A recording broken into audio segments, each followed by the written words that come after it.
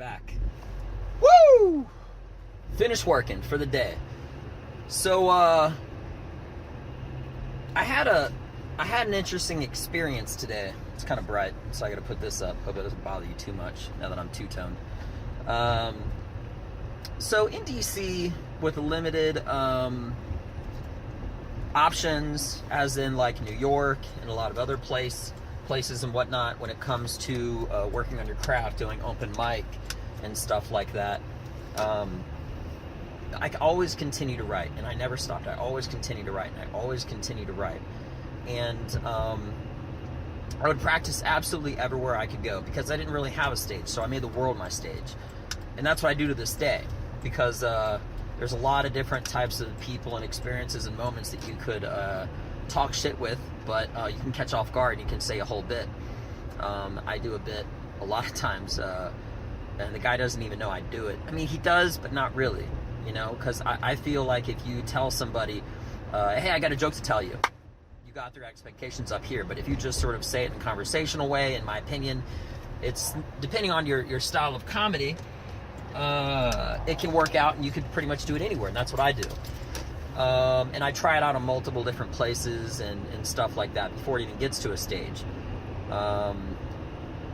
So, you know, I'll do it at a checkout line, all sorts of stuff, I mean, constantly. But anyway, so when I was in DC, people always, and I'm not talking about myself. I don't like to what anybody praises yourself, and that's not what I'm doing. But here's the thing: if there's something good and you're just reporting that information, it is what it is. So that's all I'm doing. Okay? So when I was in DC, people would, through my job that I do and whatnot, I would have a lot of time conversating and talking back and forth, and I would always like slip in jokes and do this while I was working and this and that. And people always telling me, hey, you should be a comedian. Hey, you should be a comedian. All the time. And I just sort of like, I said, hey, that's nice, you know, because situationally I didn't really have an option to pursue that, which is why I moved out here with my awesome wife who fully supports me and everything. And here it's so great because they have a list of all these different places, Sunday through Saturday, that you can go every single day of the week and practice comedy and get better and work on it. You can travel, you can go to Los Angeles, and you can do all sorts of stuff. You always have options, you know, not even the ones that are presented to you. And, you know, now that I'm here, I get to work on that craft and pursue my dreams, more than one, along with acting and writing and stuff like that. But something interesting happened today, and it just sort of made me think about what people would say when I was working in DC and whatnot. And somebody told me today, we were talking about something, and there were these two ladies that I was speaking with, and I was trying out like some new material, and they didn't know it. I didn't like say, hey, I'm gonna tell you a joke. I just do it as I do. I try to bring it up in a conversation, kind of like just segue into the material one way or another. And I made them both laugh, and hard too, to the point it was like distracting for other people. And I'm telling myself, all right, that works. And then one of them said, you should be a comedian. And it was different, and I sort of realized right when she said that I'm not in DC anymore. And instead of just sort of shrugging my shoulders and be like, yeah, that would be nice, this time I smiled. And it meant a lot to me, because you know, to travel thousands of miles, to move your whole life, your whole house, as far as something that you believe in my opinion, there is no better place. I'm sure there's great places, but as far as I'm aware, there's not just a better place to live. I'm very pro-Texas, which is why I moved down here, but there's no better place to be a better up-and-comer, because places like the Comedy Store and all these other places, I was listening to Joe Rogan's podcast the other day, and he made a comment that it's an interesting thing, because the Comedy Store and all these other places where you should have to pay $500 to see multiple people on a professional level work out their new material in an open mic scenario. Nowadays it only costs like $10, but like 20 years ago, it was like a ghost town, and it was a place you could sort of come up at But now the places for up-and-comers, those hot spots, which are now hot spots, they're pretty much just for the pros, and that's great. They got a place, they got to work on materials, they have a lot of spots.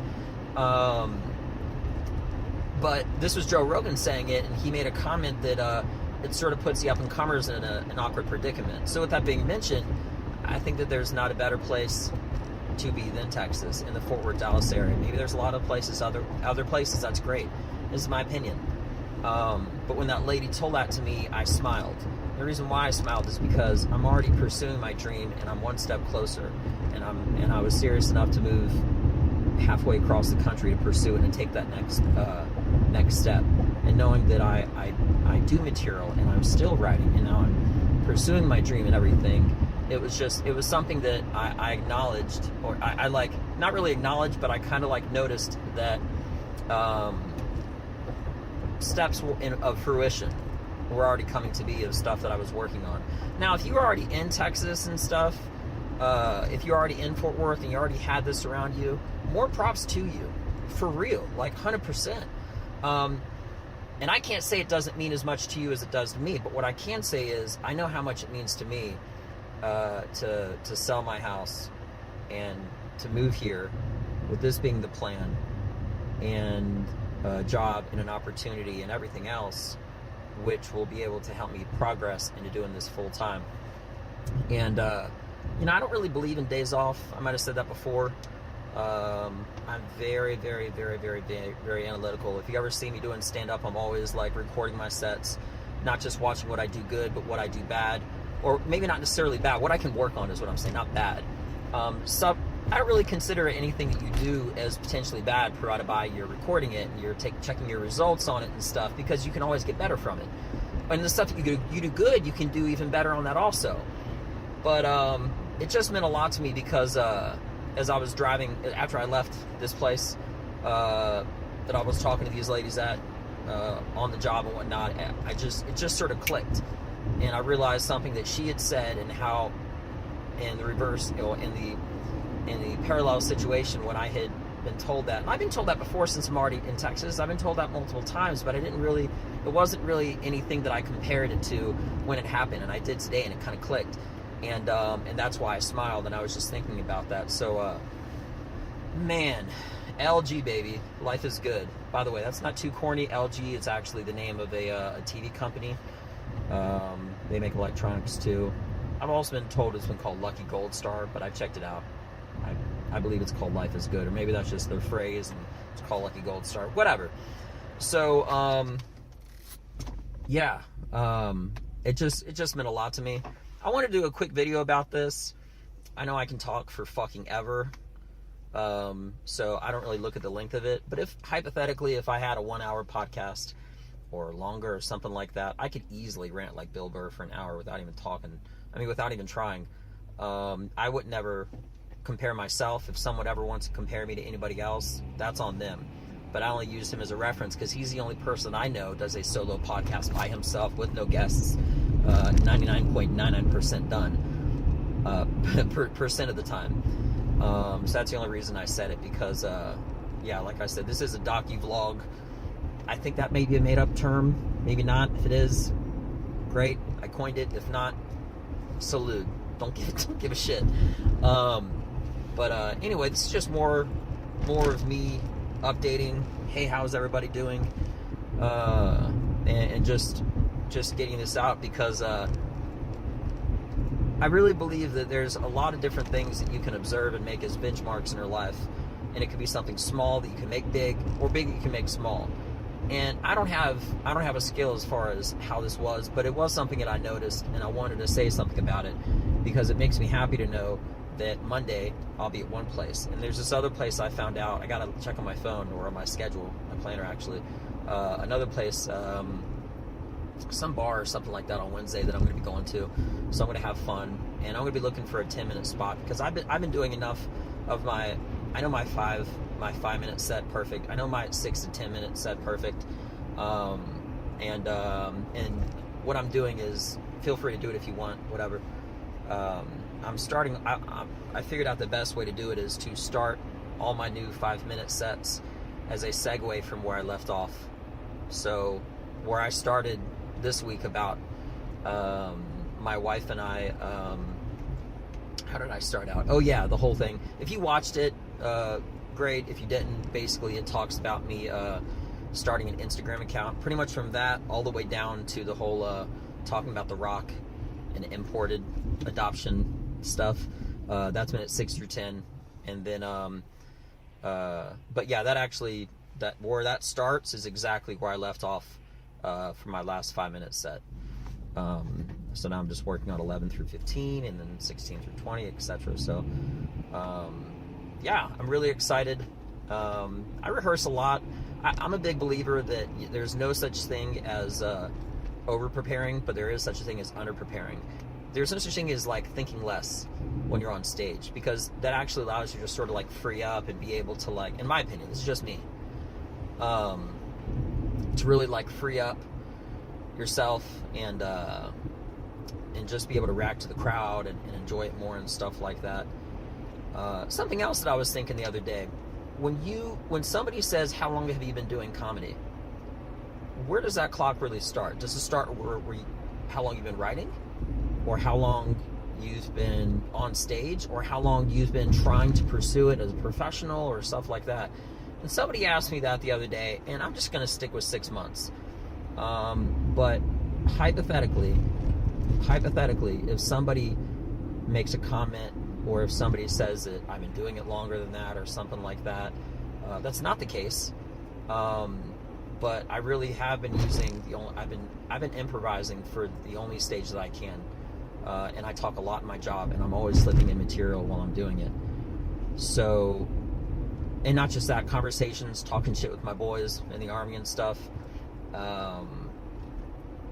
So I really use the world as my stage. I don't believe that you can just get the exact result when you're holding a microphone. Now, not stylistically, but I'm saying situationally, the format is different, because it's not as a conversation. It is all together, and you are holding a microphone, and there's like stage presence awareness, and I get that. I understand that. But what I'm getting at is, in my personal opinion, I believe that you can, in the same way that if you're an actor that's out of work, you can memorize monologues, you can work on accents, you can do all sorts of other stuff. In the exact way as a comedian, I think that there's more than just one avenue. And I've been pursuing every single other avenue except for being on stage. So, where does my clock start as far as doing comedy? I'm going to say about 6 months. But in all reality, I've been writing for a while. I might have said it before, but I've been writing since about 2008, and been trying every single thing that I could, from taking an amp down in DC, saying jokes at bars. And I'm not just trying to say jokes, I'm actually working on actual bits, airing it out and trying it. And it doesn't, the thing is, there's this really great jiu-jitsu guy, former UFC champion, BJ Penn. I don't believe that if you've been doing something a long time, now there's these weird things with experience, because if you're doing something like a long ass time, you could be great at it, or you could be like an asshole who parks in a fucking handicap spot for 15 years and you're perfectly healthy.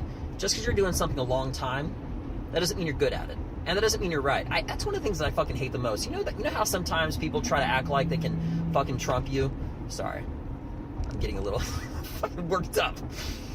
You know how sometimes people can be like, listen, I've been working here 10 years, you're wrong. That doesn't mean dick all. I hate that shit. You know that thing that people, and that's actually going to be a bit at some point, but that's already written. It's down the road. I just haven't, gotten into it. But I hate that shit. I hate that shit when you're in a conversation, or it's a social surrounding or something, and someone says they've known something for like 10 years, so that makes them right, or they've been doing it for this amount of long. Look, experience doesn't make you more right or better by any stretch of the imagination. Can it? Yeah. 100%. If you are passionate about something, if you've been doing something a long time, do you have experience? Yes. But you could also have the wrong fucking experience. It's kind of like a shitty leader. If you have a shitty leader of a military or something like that, and, in the military, you basically cannot get fired unless you fuck up really bad. But if you're just a shitty leader, you will continue to get promoted and lead people. Okay? That's just the facts. Automatic promotions and all sorts of stuff like that. But that doesn't change. You could be a parent for 20 years, and you're a horrible ass fucking parent. True story. 100%. It could happen. So, the only reason why I'm saying that is because regardless of me being on stage 6 months, I'm just going to say that is what it is, and that's fine. I've been doing comedy 6 months. But if it seems like I've been doing it longer, it's because I've been using other avenues, and the thing that I'm more or less really just working on at the most is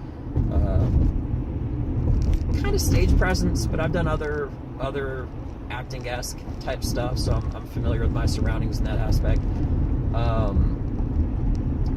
And you know what? Some people might listen to me and be like, hey, he's full of shit. Listen, that's great. If you don't like me, you think I'm full of shit, that's fine. You can send me a direct message, and I'll give you my phone number. And if you ever are upset or you're angry or you want to talk about it, you just scroll down your phone, okay? And when you see my name, okay, you just scroll down. And once you see me, you just keep on scrolling past me, because I don't listen to your whiny shit. Seriously. You know, in all reality, everybody can say whatever they want about anybody at any point. I'm not disrespecting anybody, but the truth is that I've only been doing comedy on stage for about 6 months. I've been writing longer, a lot longer, and I've been doing everything that I possibly can in the will of God to work on it in other avenues and in other aspects, and incorporating it in my job and my personal life and my social life and stuff like that. And it was just something that I was sort of airing out and thinking about, because I see some people who have been doing comedy or acting or whatever for a long ass time, and sometimes both of those come together. If you are able to have many years of experience with that passion and drive and your raw like love and desire for it, that's what forges a diamond. In my opinion, that's what makes you great. But if you're a jiu-jitsu guy, and if you don't know what jiu-jitsu is, I can't help you. It's the art of choking people out and breaking shit, all right? If you're a jiu-jitsu guy and you've been doing jiu-jitsu 10 years and you're a white belt, you see what I'm saying? Like, how long, like, yeah, that whole time thing, it's just a weird question. I was thinking about the other day when somebody asked me, and I don't really know how to answer that. But I do know that in 10 years of time, you can make the most of it, you can make the least of it. Now, two guys could have been doing comedy both for 10 years. One guy does it once a month, one guy does it every day. Maybe the guy that does it once a month is a fucking savage murderer. He's just hilarious as shit. Or it could be the opposite. You could say the guy with more experience, because he's on stage more, is the better of the two comics. But it doesn't necessarily have to be the truth. That's what it just comes down to, creativity and your drive and your passion, your way of life and your originality and shit like that. So, yeah, there's not really an end point to this conversation, but it was just something that I was just sort of thinking the other day. And it's just one of those things, you know, that the whole reason why I said that thing about BJ Penn is because he didn't do jiu-jitsu a day in his life. And he got his black belt in 3 years. And he won the Worlds. And somebody said, like, hey, dude, you're so good. How long have you been doing it? He said 3 years. And they said, well, how are you so good? And this guy, BJ Penn, he's a badass Hawaiian, former UFC champion, more than one weight division, fucking monster. Anyway, and he was like, he's from Hawaii, so he was like, I was just obsessed, man. And maybe I can't do like a Hawaiian accent the best, but that's the thing about me. And it may be for everybody else, but this is me talking, so whatever. I'm obsessed with it. Seriously. I mean, I screenshot funny stuff that I think are different ideas, and I try it out, and I try to work it out and stuff. You know, anything that attracts negativity, anything that attracts positivity, if you're just focused on yourself, fuck all that other shit. Pardon my French, but seriously, I give Zulu fucks. And I'm not saying that in like an aggressive, mean way. I'm just saying, if you're focused on yourself, You don't have to worry about whatever other people say. Somebody might give me an honest compliment, and somebody might talk shit about me behind my back. You know what that matters to me? Dick all. Because while they're talking shit, I'm doing something productive. You know? So anyway, it was just something weird that I was just sort of thinking as far as like, what is experience, what is talent, what is drive, and all these other things. But I can tell you the one thing that I have, which is belief. And I have belief in myself, and in my opinion, that counts more than anything. But belief with just belief by itself is absolutely nothing. But I believe between my work ethic and my crazy stories from living in Germany and Italy and Russia and all sorts of other stuff, and just how I am naturally.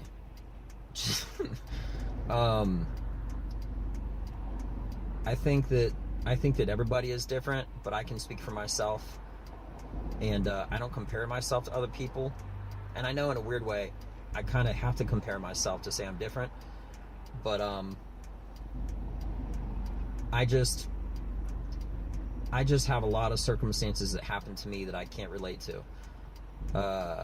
Not in a bad way, but just a lot of unique experiences. And those unique experiences to me are what I think are the most fun and the most attractive. And what I like the most when I hear in comedy, I think hearing all these, like, you know, crazy facts about like Egypt or fucking Wales or science or whatever the hell, incorporating that in your comedy, or a crazy personal story or something like that only you can relate to, unless that actually happened to you. Which, if it's a personal story and unique, that's what in my opinion goes the farthest, because nobody can relate to your personal stories. In the exact way, I'm not going to have anything that can probably relate to you. You probably can't have anything to relate to me. Oh, what? We both like ham sandwiches? Maybe. You know, but have you done this? Maybe not. Have you done that? Maybe not. Did I do anything that you did? Maybe not. But, yeah, so I know I'm ranting. But if it's something interesting that you thought about, and you're very, very analytical, you could ask yourself, how long have I been doing comedy? And then maybe if that answer is longer than you originally expected, depending on when you start that clock, maybe just noticing that gives you a little bit more confidence. So great, God bless you. That's great. I'm not trying to pull anybody back or hurt anybody or anything. But yeah, so I'm always just asking myself, like, not even on purpose, but I think that I think differently. In my opinion, I believe I do. And I get in deep thought, and I write stuff down, and I just sort of like, I've always sort of like lived in my own head. You know what I mean? You know, it's more than just being analytical, because I really like push the bounds. That's such an arrogant, stupid thing to say, but what I'm trying to get at is, like, I really get into like deep thought and like stretch my imagination, and in short, I think differently than most people, or than everybody, maybe. I mean, I guess if I'm me and there's only one of me, I think differently than everybody else, right? That makes sense if there's only one of me. And I'm sure you probably turned off by now, but that's fine. Yeah, I know I went off on a rant, and I'm still going to upload this. But, yeah, today was a really, really good, I don't like using the word good, because I don't like to give myself any kudos by any means. But today was a really different kind of day, because just noticing where I am and what they said and how it kind of clicked, it just meant a lot. You see, even now I'm like redacting words I just said. Like, I don't try to have words like impact me, and I don't try to have words define me. But what I'm trying to get at is I observed it, I noticed it, and I smiled. And the reason why I smiled when somebody said you should be a comedian is because I was just noticing the steps that I had taken, and just noticing that these steps were taken are actions. And that was just some noticeable actions, and something where I figured is if anything good happens, you observe it, you notice it, don't get emotional, and move on. Because in my opinion, celebrating is worthless. I mean it. I think celebrating is absolutely worthless, and the reason why is because I don't like to celebrate anything, and the reason why is because for myself. For other people, I will celebrate their stuff, but for me, I don't celebrate my stuff, and the reason why is because I don't want to stop and notice one moment, because I'm already focusing on the next. So maybe you got a little more insight into the dichotomy of my mind and how I think and whatnot. It's a big word. It's a fun one. Feel free to use it. I hope you liked this video. If you did, please subscribe. If you're on YouTube, it's on this side. I'll remember that because it's on this side of the window. Click here. Click the like. If you dislike it, give me a dislike. Talk some shit. Do what you want. That's fine. You know, I welcome all haters and lovers and fighters and all sorts of other people. And if you know me personally, give me a call. That's cool too, dude. But I only have like 4 people, like 6 phone numbers in my whole fucking phone, and I only talk to like 2 of them consistently. Actually, one of them consistently. The other one, he's a cop and he fucking breaks heads and kicks down doors and shit. He's such a cool guy. So anyway, hope you liked the video, and I will be at the Mad Hatter this Monday working out new material. Of course, I'm going to have it prepared. I'm going to be working on it, and it won't even be the first time I've said it on stage, but it'll be more refined. And then Wednesday, I can't even say. I think it's called like Lucky's or something like that. It's a bar, but it's a different spot, and I saw it off this really cool website where it has like all of the list of all the stuff that's going on. So anyway, I hope you liked my video. And thank you. Have a great day. I gotta go return some shirts and shit because they are way too fucking big. If this lady opens up, you're about to watch a crime happen. Not with me. This lady looks like she's about here. She looks like she's about to hit my car. Is it gonna happen? Is it about to go down? If it does, I'll turn the camera. I'll leave it up to anticipation. Well, let's see. Hi, ma'am. Yeah, no, she didn't hit my car. Lucky her. All right, guys. Thank you again for your time. Have a beautiful day. I'll be at this place called Mad Hatters. It's a cool-ass, awesome-ass bar on Monday. And on Wednesday, I think it's this place called Lucky's. So, anyway. Have a great day. Salute. Peace.